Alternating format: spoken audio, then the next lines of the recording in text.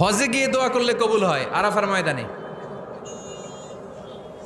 তাওয়াফ করা অবস্থায় মুলতাজামে দাঁড়িয়ে। হজ উমরা করছেন কারা কারা দেখি? মাশাআল্লাহ, হাত নামান। যারা করে নাই আল্লাহ তাদেরকেও যাওয়ার তৌফিক দিও। একটা জায়গা আছে হাজরে আসওয়াদের কর্নার, তার ডানে কাবা ঘরের দরজা, এই দরজা আর হাজরে আসওয়াদ পাহাড়ের মাঝখানে কাবা ঘরের যে জায়গাটারে আরবিতে বলে মুলতাজাম। আরবিতে কি বলে? সবাই বলেন কি বলে? মুলতাজাম। এখানে দাঁড়িয়ে গা লাগিয়ে দোয়া করলে এই দোয়া আল্লাহ ফিরায় না। আমরা যেন সবাই মুলতাজামে দাঁড়িয়ে দোয়া করতে পারি। খুব ধাক্কাধাক্কি ওই জায়গায়, সবাই চায় মুলতাজামে দাঁড়িয়ে দোয়া করি, কারণ ওখানে দাঁড়িয়ে দোয়া করলেই কবুল হয়ে যায়। তো ধাক্কাধাক্কির মধ্যে, অনেক ধাক্কাধাক্কির মধ্যে এক হুজুর চান্স পাইছে। তো এই মাওলানা ছিল খুব চালাক মাশাআল্লাহ।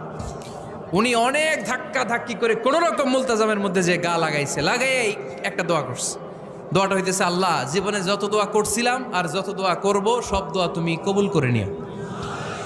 এটা কইতে দেরি আরেক ধাক্কায় দূরে যেয়ে পড়ছে, কয় কোনো সমস্যা নাই, যা চাওয়ার চাই লইছি। কত বড় চালাক দেখছেন? আল্লাহ বাড়ি দাও, গাড়ি দাও, নারী দাও, খ্যাতি দাও, এটা দাও, ওটা দাও, কয়টা চাবে? একটা চাইছে। আল্লাহ জীবনে যা চাইছি আর যা চামু সব কবুল করো।